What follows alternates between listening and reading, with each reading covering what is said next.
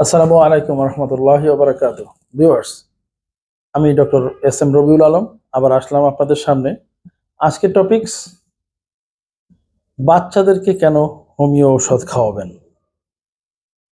এই টপিকসে বাচ্চাদেরকে কেন হোমিও ওষুধ খাওয়াবেন এই প্রশ্নে যাওয়ার আগে আমরা একটু জানবো যে বাচ্চাদের কি কি কমন ডিজিজ বা প্রবলেম বাচ্চাদের হয়, একদম ছোট বাচ্চাদের, সেটা আমরা একটু জানার চেষ্টা করব।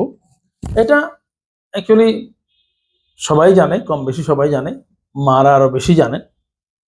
তো বাচ্চাদের কমন প্রবলেমগুলো আমরা আসি। প্রথমেই হলো বাচ্চাদের জ্বর, সর্দি, কাশি, শ্বাসকষ্ট বা নিউমোনিয়া হতে পারে, আবার স্কিন প্রবলেম হতে পারে, বাচ্চাদের কানের প্রবলেম হতে পারে, যে কানের ব্যথা বা কানে ইনফেকশন হতে পারে,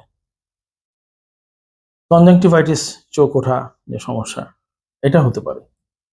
তো সাধারণত বাচ্চাদের এই কটা সমস্যাই বেশি হয়, এবং তার ভিতরে আরো বেশি আমরা এই রোগগুলোর ভিতরেও আরো বেশি দেখতে পারি সর্দি, কাশি, জ্বর।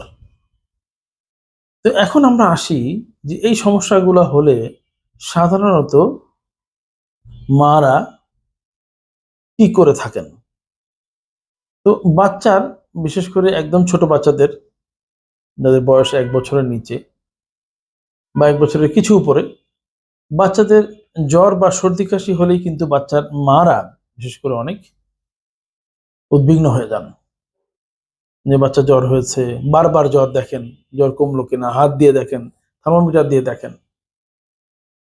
আবার সর্দি কাশি হলে যে বাচ্চাটার সর্দি হয়েছে, নাকটা বন্ধ হয়ে যাচ্ছে, ঠিক মতো শ্বাস নিতে পারছে না, বাচ্চা ঠিক মতো দুধ খাচ্ছে না, এই সমস্যাগুলো কিন্তু মারা ফেস করে থাকেন। তখন ওনারা কি করেন? সাধারণত স্থানীয় কোনো সরকারি হসপিটালে অথবা কোনো কোয়ালিফাইড ফিজিশিয়ানের কাছে যান, অ্যালোপ্যাথি ওষুধ নিয়ে থাকেন প্রথম পর্যায়ে। এবং সেই অ্যালোপ্যাথি ওষুধটার মধ্যে কি থাকে, যেহেতু আমিও বেসিক্যালি একজন অ্যালোপ্যাথি ডাক্তার, সেই হিসাবে প্রাইমারি যদি সর্দি, কাশি বা জ্বর এই জাতীয় সমস্যা বাচ্চাদের হয়, কি দিয়ে থাকে অ্যালোপ্যাথি ডাক্তাররা? প্রথম কথা হলো যে একটা জ্বর কমানোর জন্য একটা অ্যান্টিপাইরেটিক থাকবে। অ্যান্টিপাইরেটিক একটা, ধরেন প্যারাসিটামল লাইক ঔষধ। আর কি দিয়ে থাকে সর্দি কাশির জন্য? অ্যান্টিহিস্টামিন। আর কি?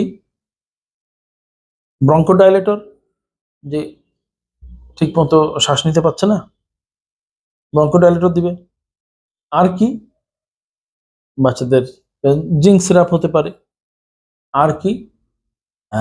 সেই প্রধান ওষুধটা অ্যান্টিবায়োটিক্স। তো এই যে অ্যান্টিবায়োটিক্স সহ অন্যান্য ওষুধ, এই ওষুধগুলো বাচ্চাদেরকে দিলে সমস্যাটা কি? রোগ তো ভালো হচ্ছে, আমিও মানছি রোগ তো ভালো হচ্ছে, কিন্তু কেন আমি বলছি যে বাচ্চাদেরকে হোমিওপ্যাথি ওষুধ খাওয়ান? কেন বলছি? একজন অ্যালোপ্যাথি ডাক্তার হয়েও, হোমিওপ্যাথি ডাক্তার হয়েছি বলে আমি কেন বলছি বাচ্চাদেরকে হোমিওপ্যাথি খাওয়ান? দেখুন, এই বাচ্চাদেরকে অ্যালোপ্যাথি ওষুধ বা বিশেষ করে অ্যান্টিবায়োটিক খাওয়ানোর পর বাচ্চাদের যে সমস্যাগুলো হয়, সেই সমস্যাগুলো কিন্তু ফেস করে বাচ্চার মারা বিশেষ করে। এবং সেই মারাই পরবর্তীতে আমাদের কাছে ওই বাচ্চাগুলোকে নিয়ে আসেন এবং আমরা সেগুলো সমাধান দেওয়ার চেষ্টা করি। কমন প্রবলেমগুলো কি? দেখুন, যত অ্যালোপ্যাথি ওষুধ, প্রত্যেকটা ওষুধেরই কিন্তু কিছু না কিছু সাইড ইফেক্ট আছেই। তার ভিতরে কমন কিছু সাইড ইফেক্ট, দেখুন, ক্ষুধামন্দা। অ্যান্টিবায়োটিকের পরে কিন্তু বাচ্চারা আর খাবার খেতে চায় না। আর কি? বাচ্চার একটা নসিয়া, একটা বমি বমি ভাব কিন্তু থাকে, বা অনেক বাচ্চা বমি করেও দেয়। তো বাচ্চাদের কিন্তু এই কমন প্রবলেমগুলোর মধ্যে আবার পেটের কিছু সমস্যার কথা আমি বলি নাই, যে পেটের ব্যথা, যেটা বাচ্চারা, তো ছোট বাচ্চারা প্রকাশ করতে পারে না, কান্নাকাটি করে, বিশেষ করে সন্ধ্যার দিকে কান্নাকাটি করে, পেট মোচড়াতে থাকে, ওদের পেটে ব্যথা করে। অনেকে আবার গরম কাপড় গরম করে সেঁক দেন, ওতে কিছুটা রিলিফ হয়। আবার বাচ্চাদের বমি এবং পাতলা পায়খানা, এটাও কিন্তু একটা কমন ডিজিজের মধ্যে বাচ্চাদের পড়ে। তো যাই হোক, আমরা যেটা বলছিলাম যে অ্যালোপ্যাথি বেশিরভাগ ওষুধেরই কিন্তু কোনো না কোনো সাইড ইফেক্ট আছে। তার মধ্যে বেশির কমন যে সাইড ইফেক্ট সেটা তো আমরা বললাম যে ক্ষুধামন্দা, এবং বাচ্চারা কিছুটা ইরিটেবল হয়ে যায়, খিটখিটে স্বভাবের হয়ে যায়, এবং বাচ্চাদের বমি বমি ভাবটা থাকে। খাবার দেখলেই তারা দৌড় দেয় একদিকে, মারা খাবার খাওয়াতে পারেন না তাদেরকে, বাচ্চার পিছন পিছন ছুটে বেড়ান। আরও একটা জিনিস দেখুন, যে এলোপ্যাথি ওষুধ দেওয়ার পর দ্বিতীয়বার কিন্তু কোনো সমস্যা হলে ওই বাচ্চা আর এলোপ্যাথি ওষুধ খেতে চান না। কারণটা কি? বেশিরভাগ এলোপ্যাথি ওষুধ, বিশেষ করে অ্যান্টিবায়োটিক, তার ভিতরে যে ফ্লেভার থাকে এবং যে স্বাদ, বেশিরভাগই কিন্তু তিতা। এবং এই বিটার টেস্ট মাস্ক করার জন্য অনেক কিছু টেকনোলজি এখন অ্যাপ্লাই করা হচ্ছে, তারপরেও কিন্তু বিটার টেস্টটাকে পুরোপুরি মাস্ক করা যায় না। ওই স্বাদ কিন্তু বাচ্চারা নিতে পারে না, সেই জন্য বাচ্চারা অনেকেই ওষুধ গালে দেওয়ার সঙ্গে সঙ্গে বমি করে দেয়, এবং পরবর্তীতে ওই ওষুধের মোড়ক দেখলেই বাচ্চারা দৌড় দেয়, যারা দৌড়াতে পারে দৌড় দেয়, আর যেসব বাচ্চারা এখনো হাঁটতে শেখে নাই তারা ওই ওষুধ দেখলে কিন্তু কান্না শুরু করে দেয়।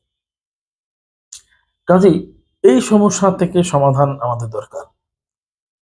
সেই সমাধানটা কি? সেই সমাধানটা হচ্ছে হোমিওপ্যাথি। হোমিওপ্যাথি ওষুধ সবই কিন্তু মিষ্টি, গ্লোবিউসের মধ্যে দেওয়া হয়, সুগারের মধ্যে দেওয়া হয়, আর যেটা লিকুইড আকারে আমরা দিই সেটাও কিন্তু পানি দিয়ে ডাইলিউট করে দিই, কিন্তু কোনো ইরিট্যান্ট কোনো কিছু নাই সেই হিসাবে তারা, এবং এর কিন্তু সাইড ইফেক্ট নাই। এবং এলোপ্যাথিতে দেখেন, আমি কম্পেয়ার করছি না, আমি বলছি যে কেন বাচ্চাদেরকে খাওয়াবেন, এর জন্য অবশ্যই এটা একটা প্যাথি এবং শিক্ষিত প্যাথি, সেখানে অনেক বড় বড় ডিজিজ ভালো হচ্ছে। আমি প্যাথির বদনাম করছি না, এটা কেউ মনে করবেন না। আমি যেটা বলতে চাচ্ছি যে ওই ওষুধটা খাওয়ার, বিশেষ করে বাচ্চারা যে ভীতি এসে যায় ট্রিটমেন্টের প্রতি, ওষুধের প্রতি, পরবর্তীতে মারা কিন্তু অনেক প্রবলেম ফেস করেন। কাজেই সেখান থেকে বাঁচতে, আর যেহেতু হোমিওপ্যাথি ওষুধটা মিষ্টি স্বাদের এবং কোনো ইরিট্যান্ট সাবস্টেন্স নাই, এবং বাচ্চারা তো ভালো হচ্ছে, সুস্থ হচ্ছে, এই বাচ্চারাই তো পরবর্তীতে আমাদের কাছে আসে তাদের ক্ষুধামন্দা নিয়ে, তাদের ইরিটেবিলিটি নিয়ে। তারপরে বিশেষ করে এই যে জ্বর বা সর্দি, জ্বরটা গেল, সর্দি কাশি এটা ভালো হয়ে গেল অ্যান্টিহিস্টামিন দিয়ে, এটা কিন্তু অ্যাকচুয়ালি সর্দিটা শুকিয়ে গেল, পরবর্তীতে কিছুদিন পরে আবার রিল্যাপস করে, তখন নাকটাক বন্ধ, এবং রিপিটেডলি অ্যান্টিবায়োটিক খাওয়াইতে খাওয়াইতে মারা কিন্তু অতিষ্ঠ হয়ে যান, এবং একসময় ওরাল অ্যান্টিবায়োটিকের কাজ হয় না, তখন ইনজেক্টেবল অ্যান্টিবায়োটিক দিতে হয়। মারা কিন্তু এটা নিতে পারেন না, যে বাচ্চাকে এখনই ইঞ্জেকশন দেওয়া হবে, একটা এত বড় সুই ফোটানো হবে, নিতে পারেন না, এবং সে কারণে তারা কিন্তু উদ্বিগ্ন হয়ে যান। এবং যেহেতু এই সবগুলো ডিজিজেরই খুব ভালো চিকিৎসা হোমিওপ্যাথিতে আছে, সেই জন্যই মারা আসতে চান হোমিওপ্যাথির দিকে, এবং বাচ্চারাও সানন্দে এই ওষুধটা গ্রহণ করেন। সেই জন্যই বেসিক্যালি আমার আজকের টপিকস, যে বাচ্চাদেরকে হোমিও ওষুধ খাওয়ান, এবং সব ধরনের রোগেই, বাচ্চাদের যে ধরনের রোগের কথা, যেসব রোগের কথা বললাম, এই সবগুলো রোগেই হোমিওপ্যাথিতে খুব ভালো চিকিৎসা আছে, এবং বাচ্চারা এই ডিজিজ শেষে খাওয়ার রুচিও কমে না, বাচ্চারা ইরিটেবলও হয় না, এবং মাদেরকে অনেক কষ্ট করে চেপে ধরে ওষুধ খাওয়াইতে হয় না। তো সবাই সুস্থ থাকুন, ভালো থাকুন, এবং আপনার বাচ্চাকে আপনি হোমিও ঔষধ খাওয়ান। পরবর্তী এপিসোড দেখার জন্য আপনাদেরকে আমন্ত্রণ জানিয়ে আজকের মতো এখানেই বিদায় নিচ্ছি। আসসালামু আলাইকুম ওয়া রাহমাতুল্লাহি ওয়া বারাকাতুহু।